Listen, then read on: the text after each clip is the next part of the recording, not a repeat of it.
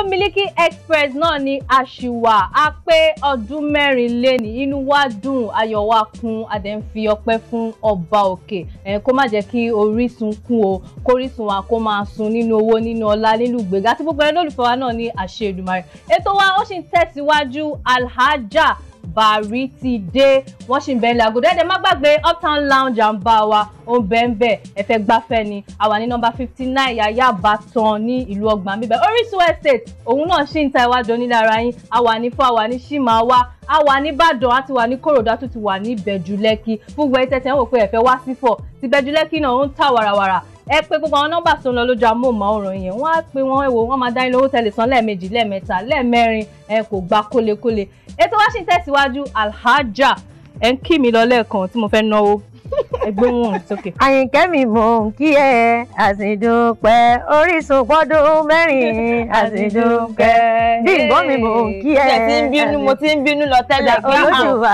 rédè àsìdúpẹ́ Fìlàyì máa gàjò àsìdúpẹ́ Fìlàyì máa gàjò àsìdúpẹ́. Bímbọ́ kí ló dé. jọ máa ti bínú torí wọn forin kí mi cause wait for your time. ìwọ náà mọ̀ pé wọn lè kí mi kọ́ máa kí ẹ mẹ́n.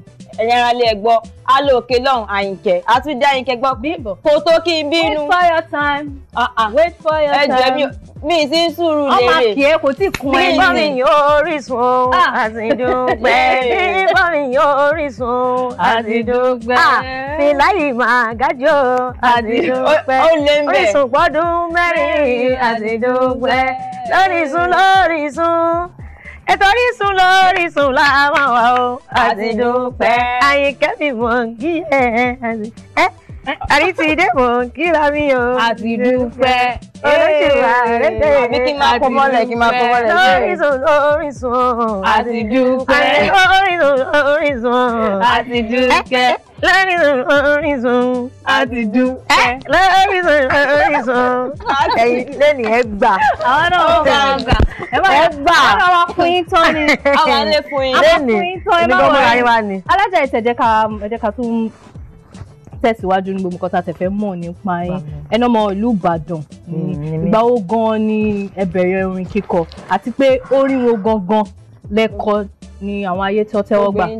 Alhamdulilayi Rabbil Alamin àti kékeré náà ni mo ti bẹ̀rẹ̀ gẹ́gẹ́ bí ìtàn tí mo sọ níjọ́sí náà tí mo wá pé nígbà tí mo wà kékeré tí mo fẹ́ kọrin ìyá bàbá mi ló tọ́ mi ṣùgbọ́n Ọláòdì kọ́ ló bá mi fọ̀rọ̀ kẹ́ wọn nǹkan tí mo gbọ́ nínú ìtàn ni pé wọ́n ní tí n bá fẹ́ jẹun kò máa sunkún ni bóyá kò tèmi orin ni o ìgbé tó bá ṣe láńlé tí mi fẹ́ jẹ lá tó jẹ́ ewédú ni mo fẹ́ sọ ṣe bóyá kí n sọ pé mi jẹ lá ni wọ́n á mú ni sẹ́nu èmi ò jẹ ẹ lá èmi ò jẹ ẹ lá o ewédú ni máa jẹ o èmi ò jẹ ẹ lá o èmi ò gbogbo tó bá fẹ́ sọ ìgbà fẹ́ sùn náà màmá kọrin náà ni ẹni tí bá fẹ́ ṣe ibẹ̀ náà ti fura sí pé eléyìí rà ń pé ẹ̀jẹ̀ bàbá rẹ̀ ti ń rùn lára rẹ̀ ọmọ ìyá ọkọrin ni alihamudulilayi mo bẹ̀rẹ̀ sí lọ lé díẹ̀ that was 2002 mo fẹ́ kọrin mo lọ bá popsi mi wọn gbà ṣùgbọ́n ìyá bàbá mi dolóògbé lé inú ṣàtìlẹ́yìn pé sí àlọ́ ọkọrin ni àlọ́ ṣiṣẹ́ bàbá rẹ̀ ni àlọ́ ọkọrin ni mi náà sì ti múra pé ṣé kí n mọ̀ nìṣó ẹ tẹ̀lé mi kí n mọ̀ nìṣó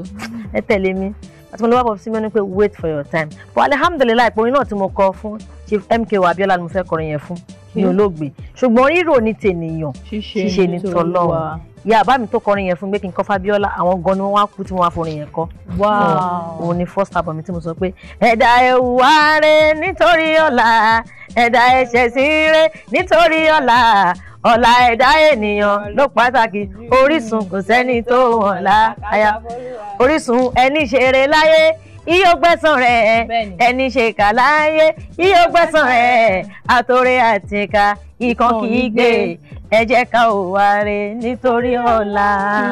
Sórí ẹni ẹ̀kọ́ ẹni mo kọ tí kò sí mi tó fà mí lọ́wọ́ tó introduce mi sáyé kìnnìkan láti bẹ̀ lọ mo ṣẹ̀dẹ̀ wá rè lẹ́yìn yẹn mo ṣayé lọ jà wọ́n á fọ́ balẹ̀ bàrí máa dé.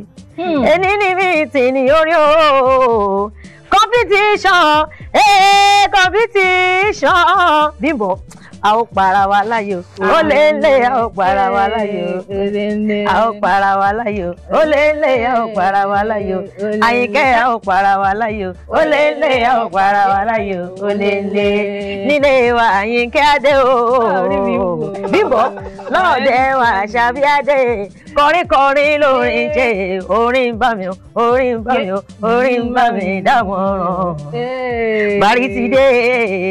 bàrí ti dé o ẹ̀kọ́kọ́ o ẹ̀kọ́kọ́ o ẹ̀kọ́kọ́ o Mọ̀dínà tù Àṣàbí bàrí ti dé. Àyìnkẹ́ lórí Orísun. Bímbọ́ orin ti wọlé. Ó ṣe ó wà nù spirit Bímbọ́ mo jẹ́rìí ẹ. Inspiration yẹn ti rí orin yẹn ní spirit baby. Oya take it. I love you. Kí wọ́n ní kan tí ẹ̀kọ́ pọ̀lọ́ tó nípa gbọ́ pé fẹ́ ṣe ayẹyẹ ní inú oṣù tààrà. Alhamdulilayi Rabbil Alamin mo fẹ́ ṣe ayẹyẹ kan ní December 13 tá a pè ní 3-1 in celebration. Wow. Mo fẹ́ launch album kan tí mo ṣe pẹ̀lú Ṣẹ̀fí Àlàó àti Àwẹ̀ní Oníwàkà My Love. Àwẹ̀ní Oníwàkà. Kí ló tẹ́ pé wọ́n ní your love? Torí pé mo nífẹ̀ẹ́ rẹ̀ ó sì nífẹ̀ẹ́ mi. Ọkùnrin ni obìnrin ni wọ́n rà. Yes obìnrin ni wọ́n. So Ṣẹ̀fí ló ṣọkọ mi nínú iṣẹ́ náà. Dẹ̀ mo wá rò pé kí n tún mark birthday mi. Kí n fi dúpẹ́ fún Ọlọ́run pé èmi náà rè Olúwa èmi náà rè Olúwa mo wá dúpẹ́ oore àtọdúnmọ́dún mo wá dúpẹ́ oore àtòṣùdòṣù mo wá dúpẹ́ oore ìgbà gbogbo èmi náà rè Olúwa. Mo wá wò wípé ẹni kú fọmọ sílẹ̀ lọ òkú kú fàyè lẹ̀ ọmọ tó bá bímọ ń bẹ láàyè tó ń mí ìyẹn a sì máa gbórúkọ ẹ̀ga mo rò pé ní ìjọ yẹn pọ́psí mi pọ́dún 5 lọ́dún yìí. Wow. Lẹ́yìn yẹn a máa ṣe fàájì a máa ṣe lọ. Ọmọ oṣù December nìyí right? December kí ni? December 17 ni mi bẹ́ẹ̀ ni but December 13 mo fẹ́ ṣe tó pé December 17 yẹn àwọn fans pọ́psí mi wọ́n lédè tí mo fẹ́ ṣe lé fún ọmọdé gbọ́dọ̀ lọ. Àmọ́ lákòótán alájà happy birthday Abbas àmọ́ lákòótán ṣé mo pẹ́rẹ́ wà.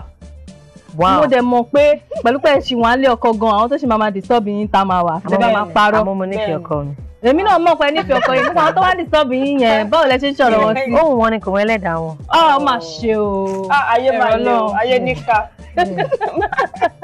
Ohun ọkọ wọn ẹlẹ́dàá sọ ẹ̀kọ́ máa lé wọn dànù pé ẹ máa lọ.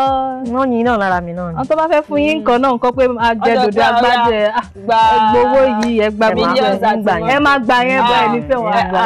Ojúrò lẹ ṣe ojúrò kanṣu. Ìyẹn ò dá lájà àwọn àtìgbà káwọn kò sí wàhálà ẹ ti ní ohun wọn ni àbí ohun ẹlẹ́dàá wọn bẹ́ẹ̀ ni. Such a pity.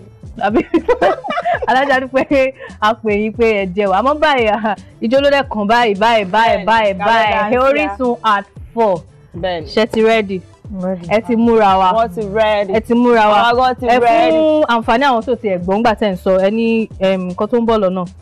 December 13 ni mo fẹ́ ṣe ní Bakoit ní Ìkẹjà ni mo fẹ́ ṣe. Ok ṣe free of charge. Ankara ni Ankara ò jẹsẹ̀ mọ́ ni Ankara àti ID wà lélẹ́yìí o kì í ṣe Ankara nìkan lásán pẹ̀lú invitation ẹni tí o bá ti ní lọ́wọ́ àti dáhùn body guy kan tó yẹ pé igẹ wọn lásán gan ó tẹ̀ tó síkà yẹn. gbogbo àwọn olólùfẹ́ yìí tó bá fẹ́ wá pé gbogbo wọn náà lọ ti ní lọ́wọ́ wọn wọlé pẹ̀lú ògbó lọ́hùn torí pé mọ̀pọ̀ nífẹ̀ẹ́ mi wọ́n ti níbẹ̀ báyìí. kò sí láṣọ lọ́wọ́ Àyìnkẹ́.